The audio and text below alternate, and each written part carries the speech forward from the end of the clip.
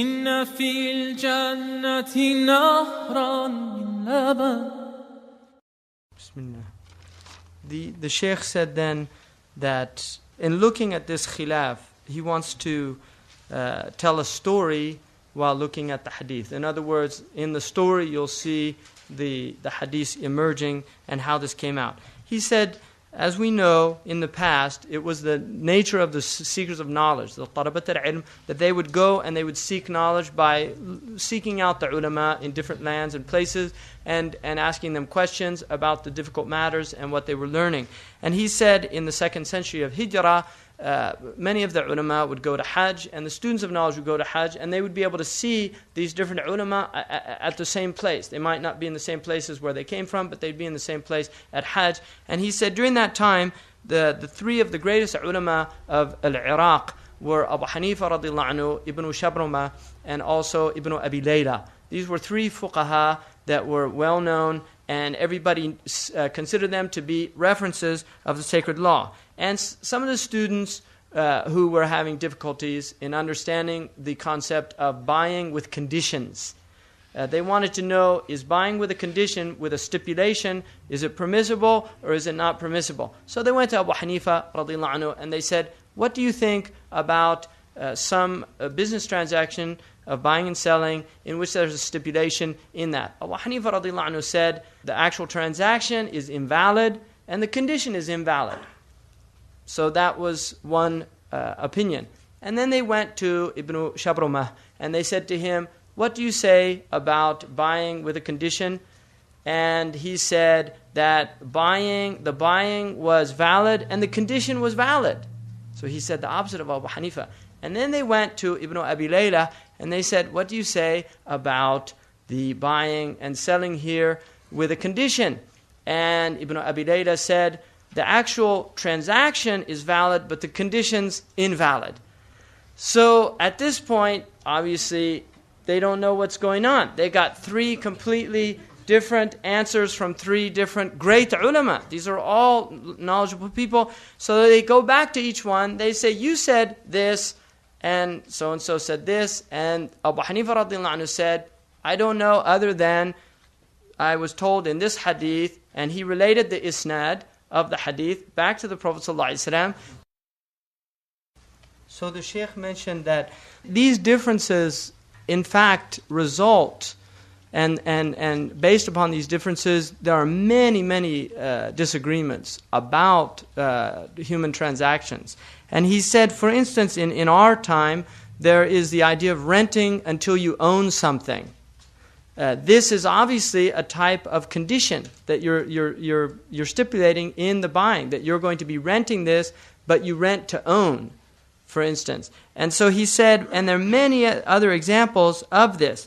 For instance, he said, Imam Malik radiallahu anhu mentions in his marriage rulings, he says that a woman can stipulate in the marriage that she doesn't want a second wife and brought into the marriage, or a third, or a fourth. She can stipulate that she does not want polygyny. And it's not outlawing it because it's permissible, but it's a marriage with a stipulation. So there's a condition in the contract. Imam Malik accepts that. And he said this is obviously an important aspect of Sharia, especially for the women.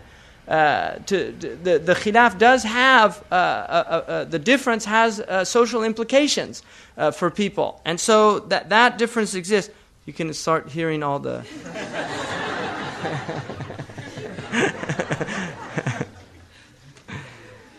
Suddenly this side got very busy. Why didn't they tell us that before? So he said also another one is the stipulation of staying in one place. The woman stipulating of staying in one place, for instance, near her parents, something like this.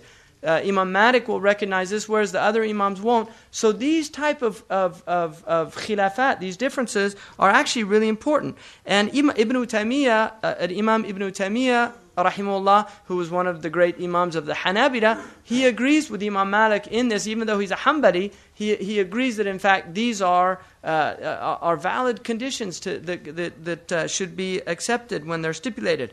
He said another condition is the condition of inflation. that there's actually people that, because of inflation, the instability of local currencies and of really all currencies that are based on fractional reserve banking, that when you have inflation, you want some guarantee. Because in some countries, wealth can suddenly drop a third because of the banks change the rates. And so a person, when he's buying and selling, wants to ensure that his money, the monetary value, is going to have some consistency, because that's the foundation, basically, when you're using gold and silver. And so he wants to stipulate in the contract, if inflation does occur up to a certain point, for instance, 10%, 15%, then I am going to increase the charge. Even though we've agreed on a price, within the next month, when the transaction occurs, we could have a collapse of the currency, and so he wants to stipulate in it to ensure that he doesn't lose all of his money, that it's because this type of situation.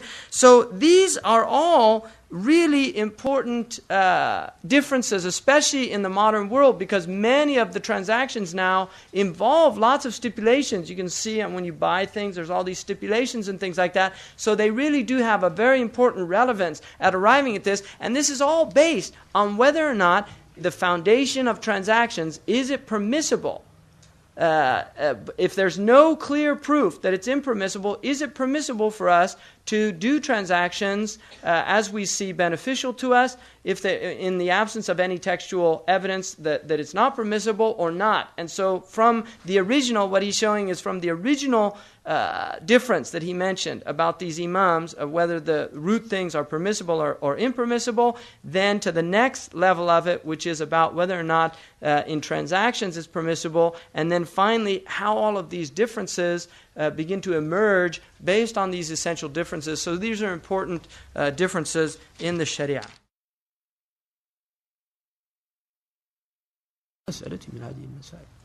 So he said, let us return now to our qa'idah. The qa'idah is al-yaqeen la yazuru bil-shak. And he said that this is an important qa'idah in the sense that al-yaqeen, it relates basically to responsibility and when responsibility is removed from the person.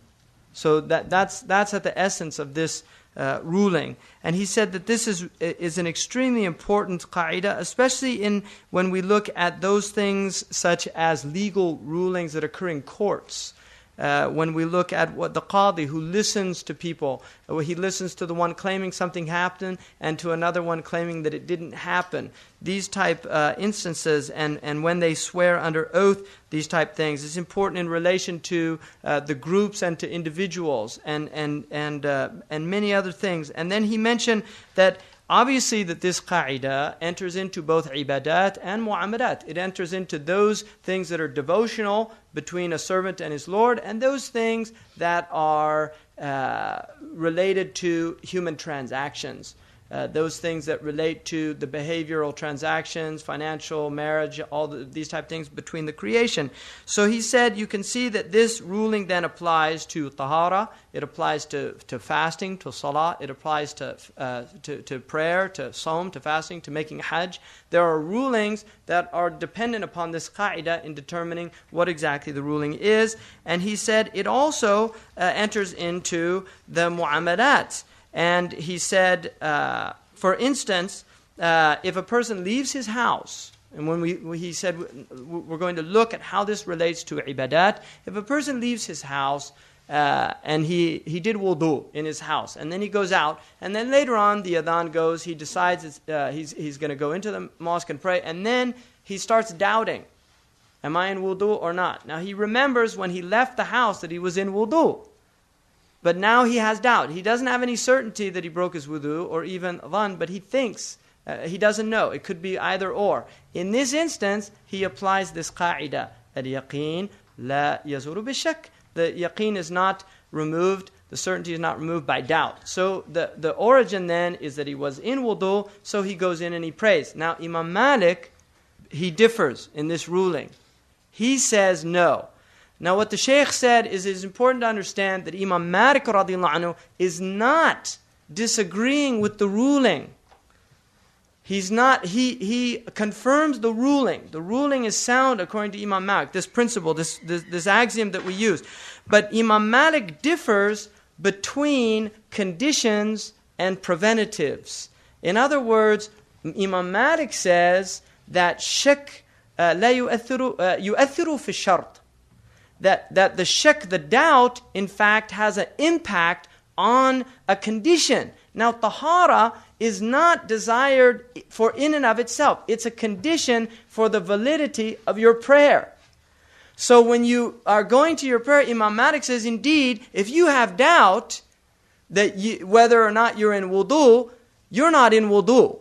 Because you need to enter into your prayer with the condition of wudu, and you need to have certainty. Even if you were certain before, the fact that you're doubting means that you can't enter in. So he differs. Now, if it's a preventative, he says, indeed, it doesn't affect it. A mani', right? And then people that have studied that basic section, it's in all the beginning sections of fiqh. Now then he says that also, if you look at Imam Malik, najasa is a mani', is something that it prevents you. It's not a condition.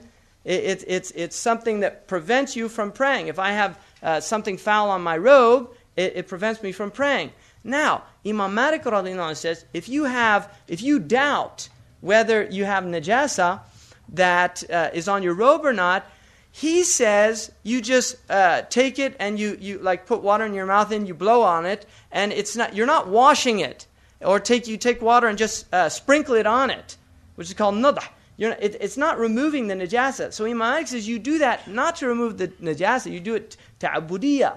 In other words, it's not really understood, right? Although it removes that doubt that people have about it. So the point is that Imam Malik radhiyallahu anhu, even though he doesn't apply this qa'idah to tahara, he has a reason for why he's not applying it. It doesn't mean he disagrees with the other imams. He agrees with them, but he has a fine-tuning here in differentiating when you apply the ruling and when you don't. So the Shaykh said then, if we look at how this applies to our prayer, he said that if a person doubts whether he prayed 2 or 3 rakats, he builds on his certainty, meaning that he prayed 2 instead of 3. If he doubts whether he prayed 3 or 4, again, he builds on his certainty. So we're practicing this qa'idah. Al-yaqeen la yazuru bishak is being practiced here. Your certainty does not diminish by doubt. So you're doubting 2 or 3, you go with your certainty, which is 2. You doubt 3 or 4, you go with your certainty, which is 3. And then you build on that and finish a 4th one or finish the next 2, etc. And he said, but again, based on this qa'idah, Imam Malik differs. And now we're going to find also that Abu Hanifa radhiyallahu anhu differs as well. He said that Imam Malik radhiyallahu anhu differentiates between 2 types of people. One person is somebody who has a normal mental condition. In other words, they might doubt rarely or occasionally, but it's not a common occurrence. It's not something happening all the time. This person is mu'tad. He's just normal. And then another person is called mustankahu shak, is somebody who has constant doubt. That doubt is always afflicting them. He's also called muwaswis, which is somebody who has like obsessive compulsive doubt. It's happening every day. Now, Imam Malik says this person has a different ruling from a normal person. In this case, he actually builds on the doubt. He doesn't build on the certainty. So if he has 2 or 3, if this happens every day, once a day, that's it. Every time he doubts, what he'll do is, did I pray 2 or 3? Khalas. He puts it as 3, and then he does a sajda after. So this is just something that he's going to do all the time. Because he has a hukm that differs from a normal person. He's somebody who has doubts. He's a doubtful person. Now, Abu Hanifa radhiyallahu anhu says that he differs on this also, but he has an even finer tuning than Imam Malik. He says if he doubts about the first one, so now he's he prayed a 1 rakat and he's saying, did I pray 1 or 2? Khalas, he'll consider it 1. But if he does it in the 2nd rakat, did I pray 2 or 3? Then he goes into the hukm of muwaswis. So he does it. There's an even finer tuning there. So the Shaykh said that this is an example of using this qa'idah, but then again the fuqaha are differing, fine-tuning it the qa'idah still stands. And that's what's important to note. The qa'idah still stands, but the ulama do tune it to different circumstances. So the Shaykh said that this qa'idah, this axiom, also benefits the qadis, the legal judges who are dealing with rulings, when they're trying to see who is the claimant and who is the defendant. Because he said this is the qa'idah that's applied in this. If al-yaqeen la yazuru bishak, this is what the qadi is going to look at when he's hearing the two arguments. So for instance, if a man comes, if a man says he has to leave this house because he sold it to me, and the other one says, I didn't sell my house. Here we look, what is certain? What's certain is the man he owned the house. Now what's uncertain is, did he sell it or not? Now since certainty is not removed by doubt, because the doubt here is about whether the house is sold or not. So the qadi sees who's the mudda'i and who's the mudda'i alayh, the one that's the claimant and the defendant. And so what the qadi will say is, well, the origin is that he owned it, so you have to bring me proof that he did, because the al-bayyinatu ala al-mudda'i, the onus of proof is on the one who's the opponent, the one who's the claimant, who's saying, he owes me this. The same, and he asked the women to excuse his example, but he said a woman comes to the qadi and she says, my husband divorced me. And then the qadi looks at the husband and says, is this true? And the husband says, absolutely not, I didn't divorce her. Well, the origin is بَقَاءُ مَا كَانَ عَلَى مَا كَانَ, that something stays the way it was. So they were married, she agrees they were married, she's claiming now. There's shak in it because he says, no, we weren't. So the qadi, he's got doubt. So he looks at who's bringing the doubt. The one who's making the claim is bringing the doubt. The other person, he has yaqeen. No, I'm married to her. The other says, no, we're not married. He divorced me. So the origin was that they were married, and what's been introduced is doubt. And so that shows who the claimant is and who is the one who is defending himself. So the Shaykh said that this is also, the Malikis have an expression that they use in their legal axioms, that the people are always considered to be in a state of well-being or innocence or not harmful before they are considered to be people who are aggressing. So he says that the foundational state of human beings is adam al-ada, that they're not aggressing on people. That the aggressor, is the one who's claiming that somebody aggressed on him, he's bringing in the doubt. So when you look at human beings, you consider that they're peaceful by nature. That's how the qadi looks at them. He's not looking that they're aggressive by nature. He's looking that they're peaceful by nature. So you have to prove that they're not. And so this is another example of this. And he said also that another expression is mahmulun ala al-idhn, that people, you always assume that people have to give permission before. So if somebody says taking something or something like that, the idhn is what's always considered. First, people can't just do things that they want with other people's things. They have to have that permission. And then another principle that comes out of the hadith from this is that the had punishments, which are for felonious crimes, where there's specific penal punishments. In other words, the Sharia dictates. That's called a had punishment. They're called a hudud, like cutting off the hand of a thief. The al-hudud tudra'u bishubuhat, that you always try to avoid implementing had punishments or the penal code whenever there's any doubtful matters. So again, this is based on this qa'idah, that there has to be absolute certainty. When you put somebody to death, for instance, you can't do it based on a preponderance of evidence. Or it looks like he did it. No, you have to be absolutely certain. And so this is how this qa'idah relates to judges and how they go about. And also stealing. The Shaykh mentioned if somebody steals, if somebody says, look, he stole something from me, الناس محمول على العافية. You would consider that person's not a thief before you just assume that he's a thief because somebody says he's a thief. So people are not considered thieves until they're proven to be thieves. And so again, that's how it's going to apply.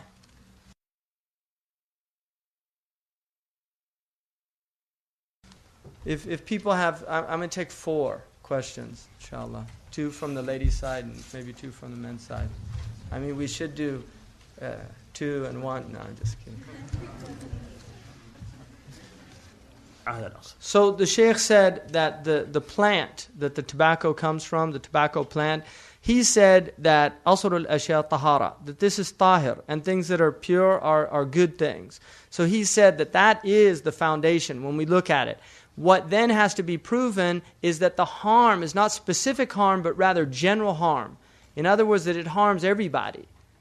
And in that case, if that is indeed proven, the thing itself is not haram, but it becomes haram because we have realized that the application of a legal principle is now warranted by what we've discovered about this thing. So the actual prohibition comes from the principle, not from the thing in and of itself.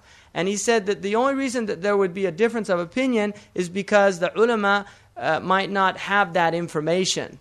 In other words, if indeed they heard from doctors, and that's the area of doctors to decide that. That's not the faqih's business. He doesn't determine whether something's harmful or beneficial in food or tobacco or things like that, unless he knows it's haram from Allah. But those things, poisons and toxics, if it's something everybody knows, that's a different thing, like arsenic, something like that. But if it's things in which the harm is accrued harm, it's not something you see immediately, it's something you see over a long period of time, and that's something that is determined through statistical studies, for instance, now that are done, then that's another matter. If it becomes agreed upon amongst the doctors, in other words, the doctors might differ. Some say oat raises your cholesterol, others say it doesn't. They differ about things. But if they're agreeing, if all the doctors have agreed, we have enough statistical evidence to show that tobacco indeed is harmful for human beings, then that's it. It becomes haram, and there can't be any khilaf about it.